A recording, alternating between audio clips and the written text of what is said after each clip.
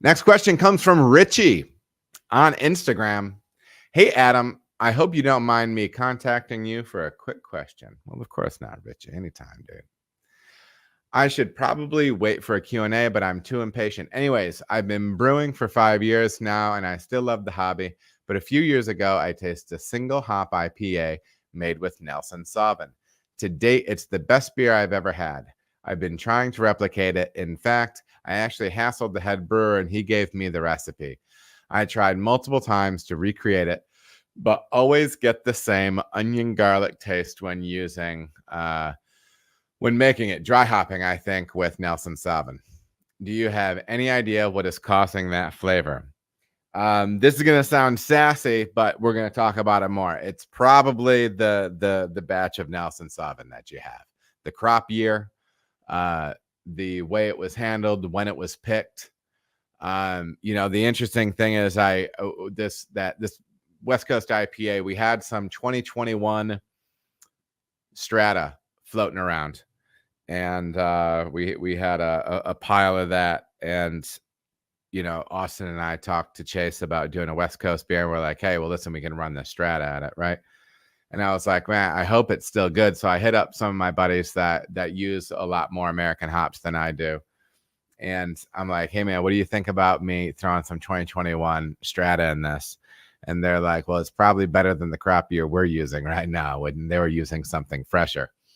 So, it really does come down to the crop year, what you actually have in the package there, because sometimes you get some great crop years, some great fields, some great hills that they're picked at just the right time. So sometimes it can be the hop itself.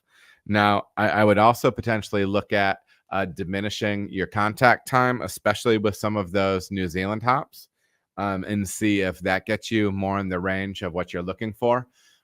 Because as those hops tend to stay on, if they are going to be pulling out that onion garlic character, that is probably going to happen more with an extended period of time left on the green matter. So something else to figure out. And then also one other thing, keep chasing it. All right, and this isn't to to try to discourage you. Keep chasing that beer, because I think that's one of the awesome things about having brewing as a hobby or as a job or as a passion. But also maybe when we think about like the best beers we've ever had, sometimes it's the situation and it's the people too. Like it's the whole experience, right? So, and this is a completely like non-brewing thing. Think back about what it was. Think about what you're doing, the people you were with, and like what that time was. And maybe like there's something you can pull out of it to be grateful for. Because I think a lot of times it's multiple components that make that perfect beer. And it's not always the liquid in the glass. So anyways, going a little philosophical there at the end, ladies and gentlemen.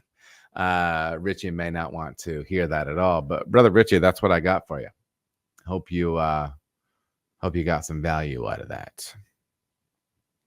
All right, everybody, thank you so much for watching. If you feel as if you got any value out of the video, please like and subscribe. There are also other videos that you can watch. They're gonna maybe be over here or over here. Appreciate you watching.